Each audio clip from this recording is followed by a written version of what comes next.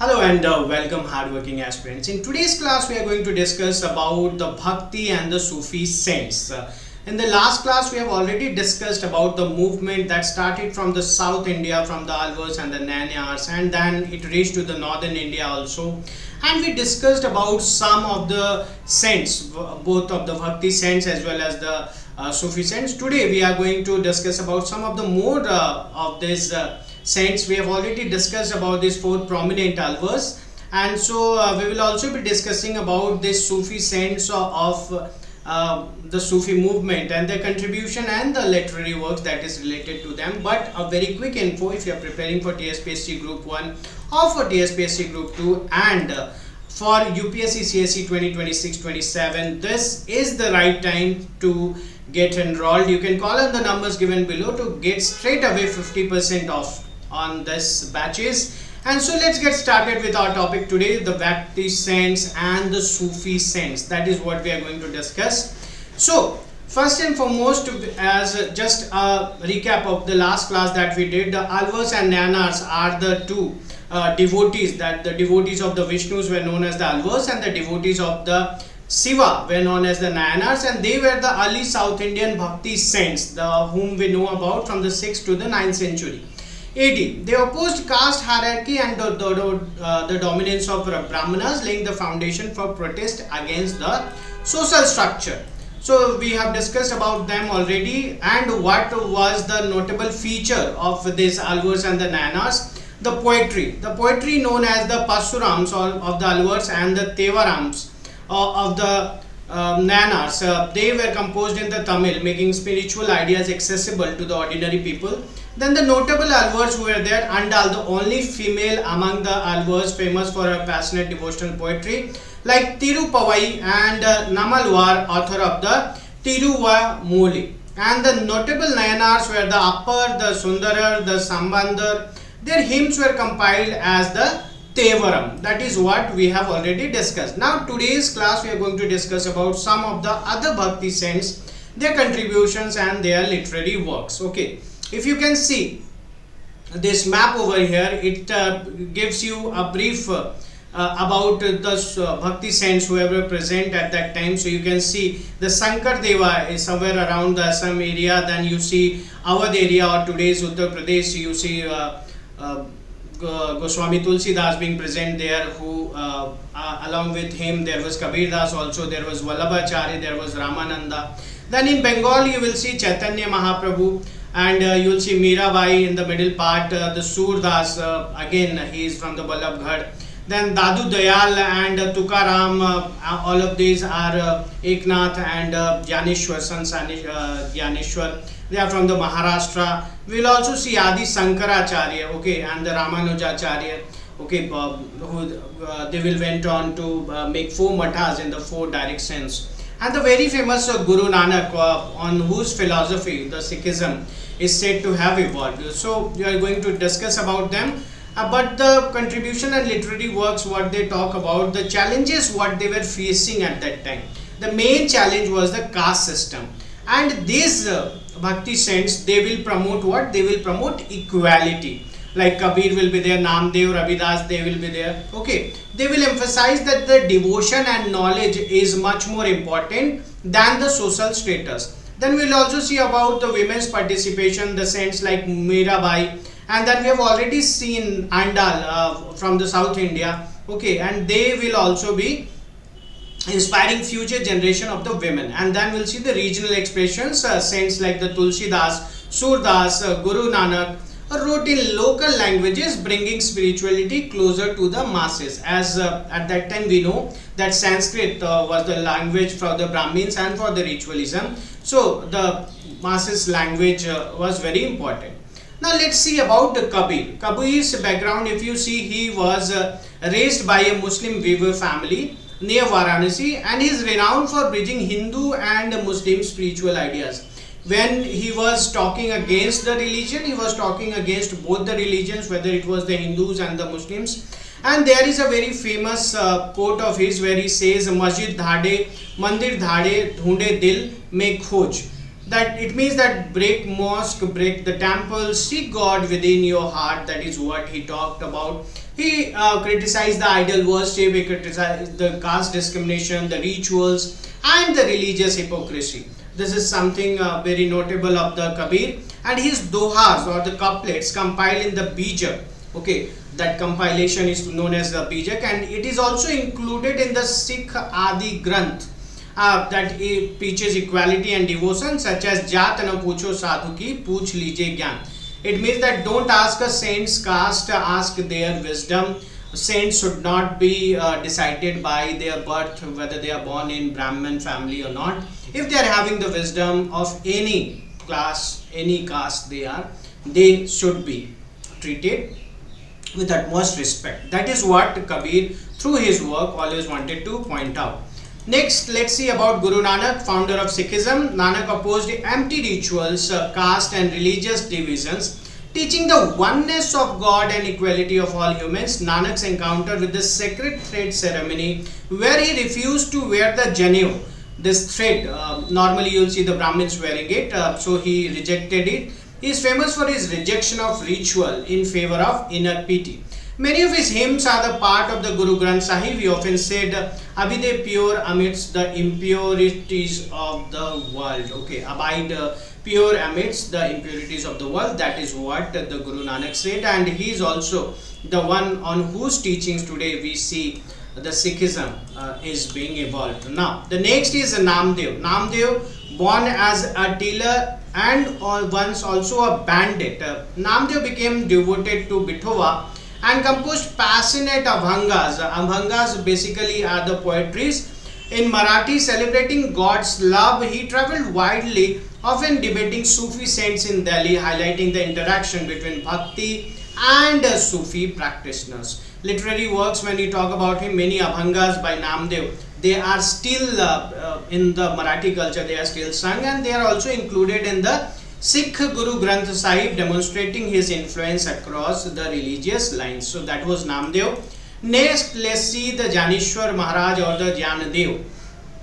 The background of their teachings: a 13th century saint from Maharashtra. Jnaneshwar's father was ostracized for breaking caste rules, shaping Jnaneshwar's rejection of caste distinction. He wrote the Dhyaneshwari, a Marathi commentary on the Bhagavad Gita, at the age of 16, making philosophy accessible to the non-Brahmins also. And Dhyaneshwari and Amrita Nubhava are central to Marathi literature and the Bhakti thought. Next is Sant Eknath. The background and teachings of Sant Eknath, if we see, Eknath was a scholar and Varkari saint who opposed caste and brought philosophical concepts into everyday life. He publicly defended a Dalit who was abused by Orthodox Brahmins, declaring there is no distinction before God.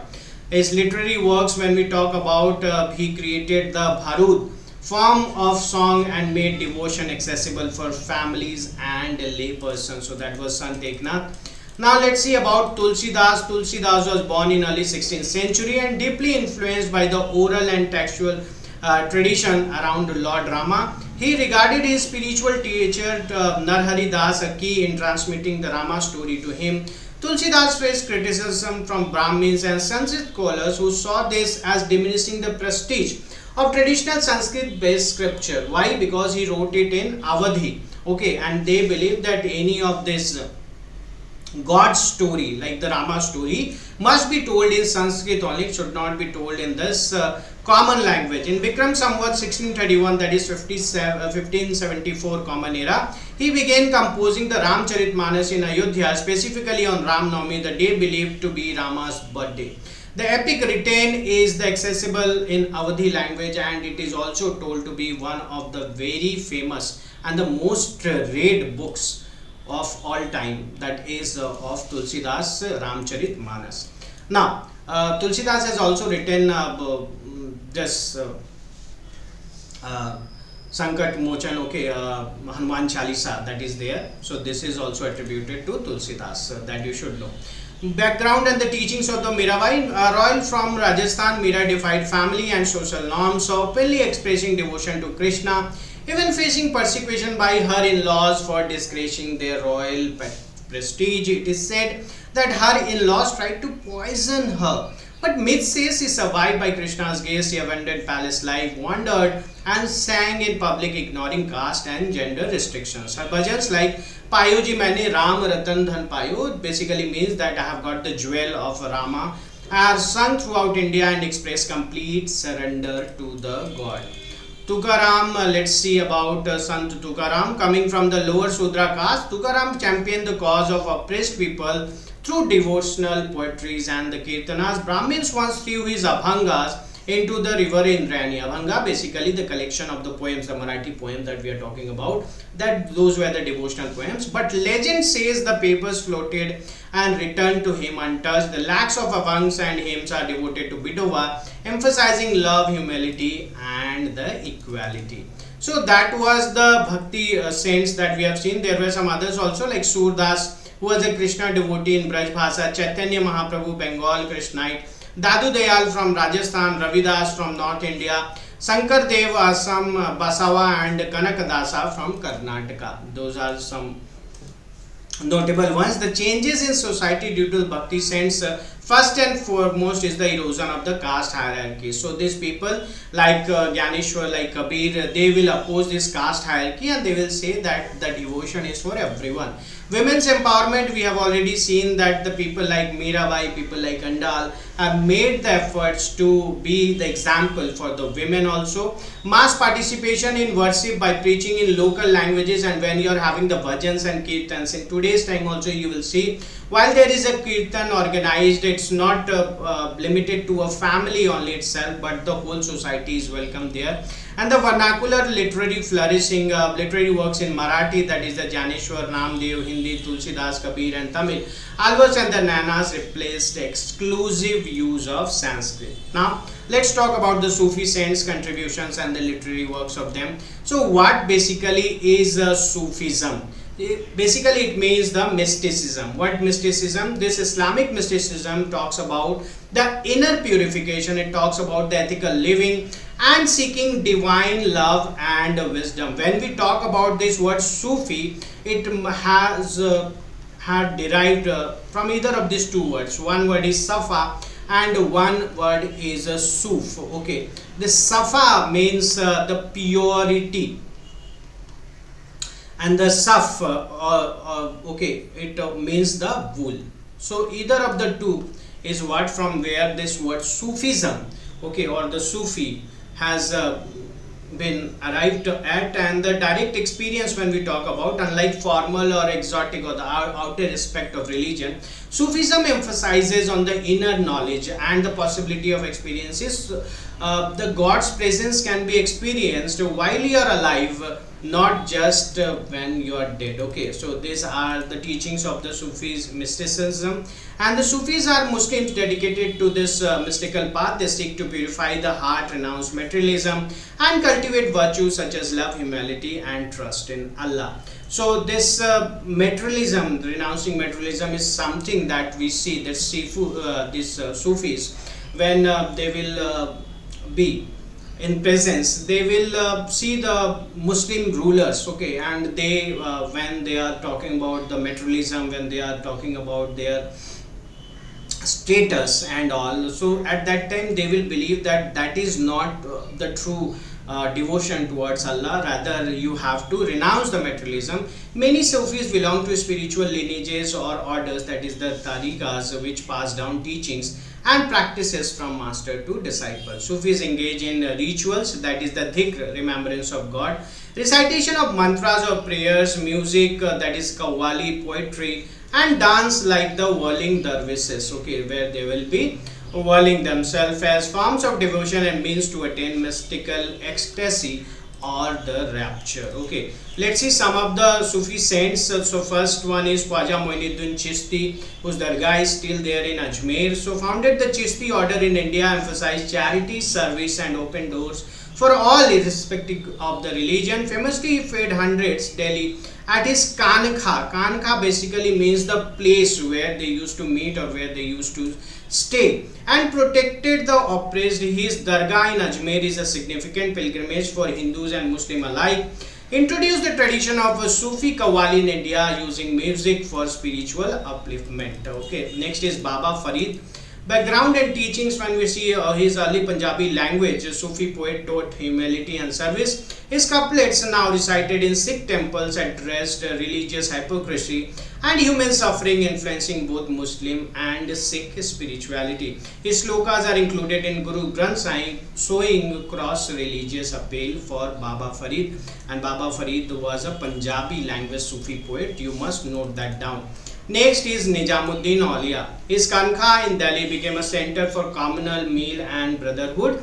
When the Sultan imposed a ban on grain sale during the famine, Nizamuddin continued feeding the poor, undermining royal authority to uphold humanitarian principles, inspired disciples like the Amir Khusro, and left a legacy. Okay. Last but not the least, let's see about Amir Khusro, disciple of Nizamuddin Aulia, and pioneering in integrating Persian and Indian culture, created new musical and poetic forms such as Qawwali and introduced Hindavi in poetry, fostering a cosmopolitan society. His literary work also includes Chhap Tilak Sabchini, a very famous, you can say nowadays it's also used in the songs, among others, elevated religious and literary aesthetic across the face. The societal impact of the Sufi movement, first and foremost, they bridge the faiths. Okay, so it was not only limited to the Muslims, but even the Hindus were very much welcomed here. Use of vernacular saints like Baba Farid in Punjabi, Sayyid Gesu Daraj in Deccani Hindi, and other made the spiritual literature accessible in the local tongue. Musical innovation, Sufi Sama, that is the musical concerts, popularized religious and communal gatherings, making worship participatory and marginalized empowerment, that is Chaitanya's Kirtan or Bhakti singing closely mirrored the Sufi Sama, showing influence between the two movements. Okay, so let's see a few of the questions if we can do them. So this is a question from UPSC Prelim 2012. The Bhakti movement gained impetus due to Turkish presence. Okay, the Sufi movement was influenced by the Bhakti movement. No, it was not influenced by the Bhakti movement. So one should only be the correct. Yes, you can see the explanation by pausing the video. Number 2, with reference to Tulsidas and his literary works, consider the following statement. Tulsidas was the author of Rap, Charitmanas and Kavitavali. He wrote Padavali, a devotional poem in Awadhi. No, he did not. Amran Chalisa is attributed to Tulsidas, that we have already discussed. Padavali, by the way, is composed by Vidyapati.